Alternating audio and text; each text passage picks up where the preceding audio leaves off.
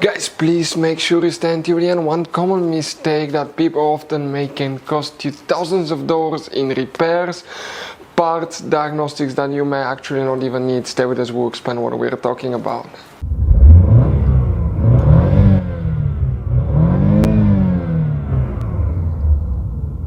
Hey guys, welcome back to Electrical Car Repair Live. Thank you guys for watching and subscribing to the channel. Today guys will be super helpful video to any of you having a Chevy Tahoe, Chevy Suburban, that generation here from year 2014 to year 2020. If you have a problem where the heater blows cold, cool air on the driver's side dash air vent, but blows hot air on the passenger side air vent, you wonder what causes that, how we can fix it. It could be super simple fix. We'll talk about that, how to test the part that causes it, the symptoms of that part going bad, where you can buy cheap parts and tools that way do not waste money and time. All that will be covered absolutely free for your convenience. Please make sure to stay until the end.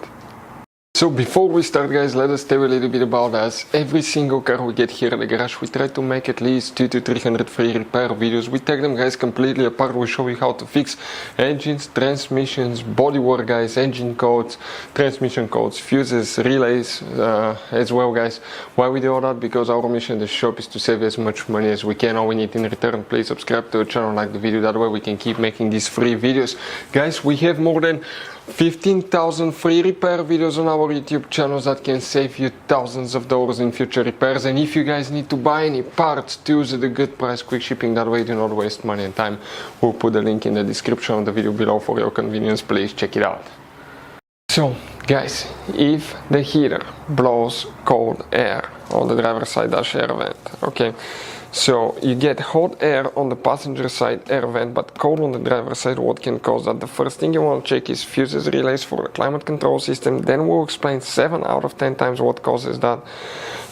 It's quite often guys, we'll explain about it, but you should work on both Chevy Tahoe and Chevy Suburban. Both of these vehicles are built on the same platform, and the main difference is that your Chevy Tahoe, if you have one, will be a little bit shorter guys.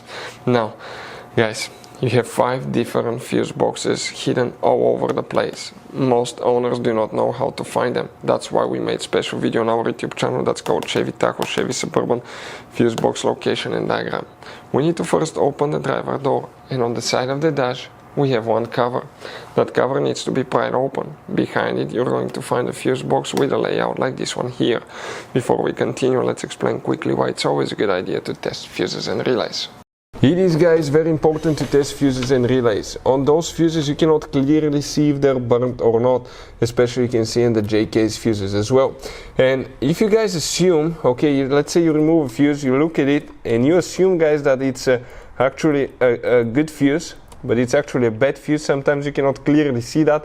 What can easily happen guys at that point, you can put the bad fuse in and you start replacing parts and tools that you don't need to, so you lose your time, you lose your money to fix a problem that doesn't exist, when all we had to do is test the fuse and replace it. We'll put a link to a special video that will teach you how to test fuses, how to check relays very easily as well guys. So check it out, it will be in the description of the video below.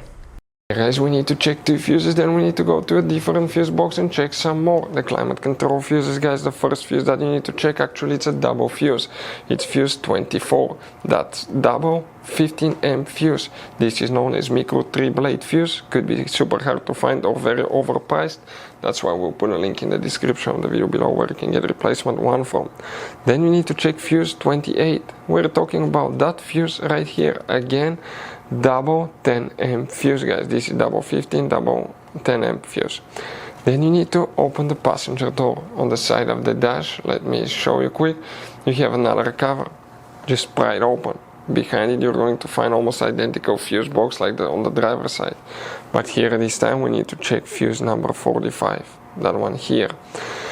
Now guys, if all that checks out fine, what else you need to check? Now since you get okay hot on one side, cold on the other side, most likely you have dual climate control. You can regulate the temperature for the driver and the passenger side. So behind the dash you have 2 of these devices, one on the passenger side, one on the driver's side. This is known as a blind door actuator. It attaches to a flap that regulates hot and cold. Now, the blind door actuator on the inside consists of multiple plastic gears that usually wear out, crack, starts skipping or the motor burns. And when that happens, it could be stuck in the wrong position. That's why when you need it to blow hot, it blows cold, or if you need it to blow cold, it blows hot, and the other way around. So bad blend door actuator will cause that quite often. Now if you want to see how to test blend door actuator and the symptoms of bad blend door actuator, we'll have multiple videos on our YouTube channels that will teach you how to do that. Another thing, you have climate control temperature sensor on the driver and the passenger side. Now if one of those sensors is not working correctly, that can cause the climate control not to work correctly as well, but most of the times will be blend door actuator causing that problem. So guys, I want to show you now something. Okay, check this thing out. You have all different kinds of fuses, relays, circuit breakers, something that could be really hard to find, and if you're in the middle of nowhere, you don't have a replacement one, you may end up being stuck, guys, in the middle of nowhere, or they can be seriously overpriced. So what we do, we usually buy some spare ones, we put in the glove box for peace of mind. We'll put the link in the description of the video below where you can get them at a good price, quick shipping, that way you do not waste money and time. Hopefully the video will be helpful. Thank you for watching and see you guys next time.